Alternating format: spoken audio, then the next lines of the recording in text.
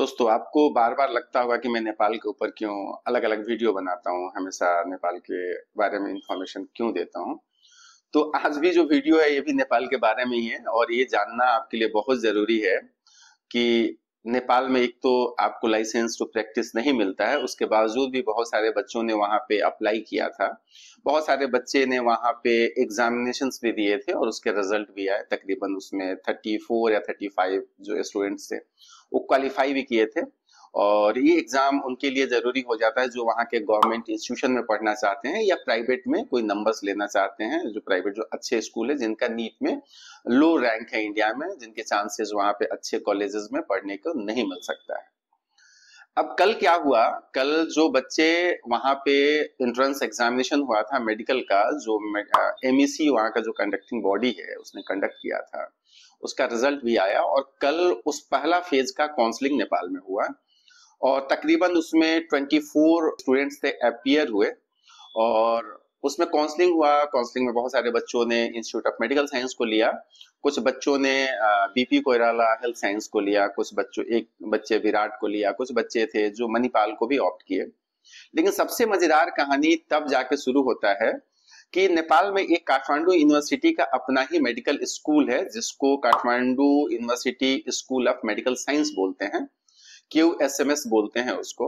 और उसका अभी तक का जो ट्रैक रिकॉर्ड था या जो पिछले साल तक का फी स्ट्रक्चर था कंप्लीट एमबीबीएस कोर्स का, उसका तकरीबन आपका 41 से 42 लाख INR में, इंडियन करेंसी में फी आता था।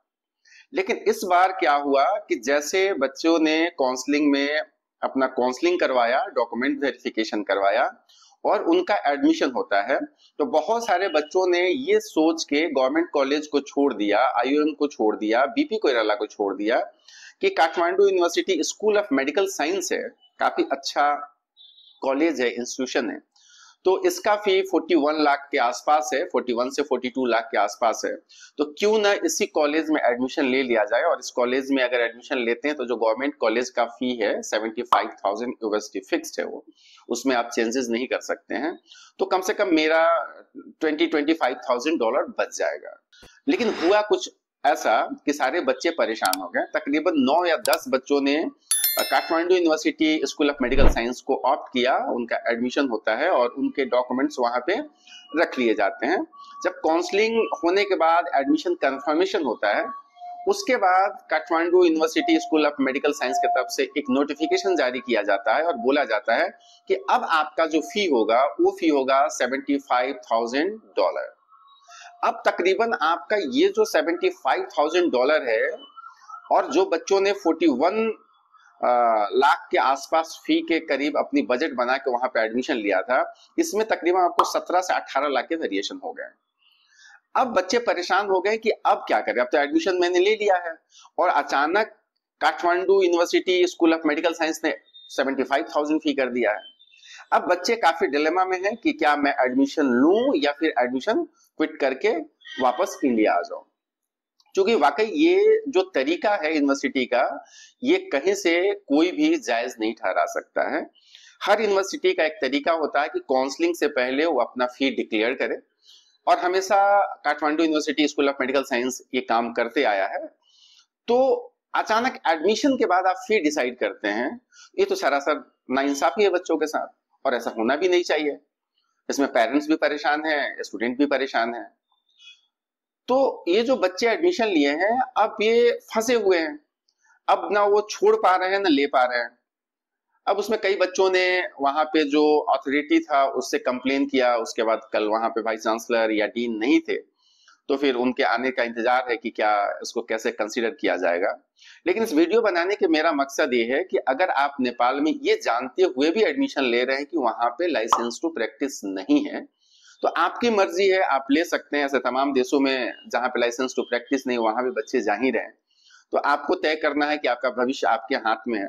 लेकिन अगर आप नेपाल में एडमिशन ले रहे हैं ये जानते हुए कि लाइसेंस टू प्रैक्टिस नहीं है, तो एक चीज को हमेशा कॉलेज अथॉरिटी से या आप किसी कंसल्टेंट के संपर्क में हैं तो उससे आप कॉलेज से ये कंफर्म कर लें कि आपका एडमिशन फी कितना लगेगा।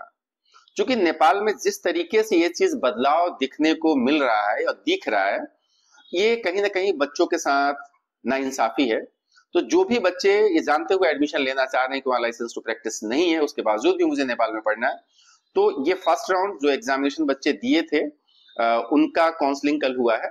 और उसमें Kathmandu university school of medicine ने जो अपना कलाकारी दिखाया है एडमिशन के बाद अचानक फी इंक्रीज कर देना, तो इस तरीके से हो सकता है नेपाल में आने वाले समय में और भी कॉलेजेस कर दें, जो आपको पैकेज दिया गया हो वो पैकेज आसान सडनली बढ़ जाए।